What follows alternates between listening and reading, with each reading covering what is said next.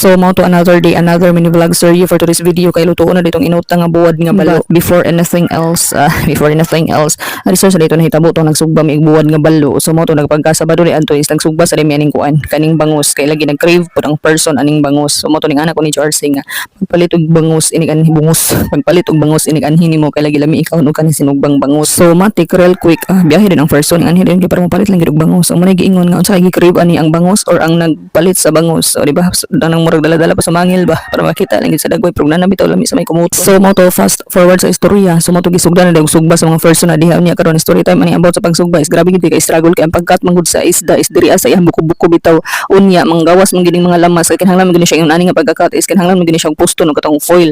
So mao to wala may foil na palit kay lagi for the limot man ang person kuno siyang palit. So mao to kay dapat mo ron tayo ani basta open bitaw ang iyang kuan is katong diri ara gid sa hasang na musudlan no kaning lamas ug dili mga uso. Nagiingon nga diri makita ang diskarte pero ang importante gid lagi maluto masudlan ang tinai. Ug ang pinaka-importante gid kuno is ma-upload gid nga video kay ato pa gid ning Sabado na hitabo niya dugay-dugay na gid kay siya na stuck sa kuan gallery sa akong cellphone niya kinahanglan na gid pud nga ma-upload ni kay parang makahimo na pud og another day another mini vlog series. So mao to nag-atang din mga iruan ni kay murag nagkuan ba kanang naniid pud bitaw nga malipat ing kasugba. So mao to sila ang motiwas unya kinahanglan gid mo nang gwardiyahan din ha kay kuan ang nag-atik-atik pud ning isa ka gamay nga person si GL nga si kuno mo volunteer og paypay kay parang kuan nindot bitaw pud ning bata nang mag-apil-apil ka ng mga activity paginagbay lang gud kay para pumakatuon bitaw. So mao to fast forward time lapse mga one day o so mao to naluto ni gid ang sinugba din ha unya karon nagkadugo-dugo pa gid ang ending ani kay kanila laging wala lagi natarong og sugba at the same time wala mo siya naputos og foil good. So mao to murag medyo hungaw gid kayo ang ihang pagkaluto ba pero ang uban ay naluto gamay ang uban nagkadugo-dugo pa gyud. So mao to gikaon niya po na din ha kay importante masudlan kuno ang tinae. So mao to after 1 year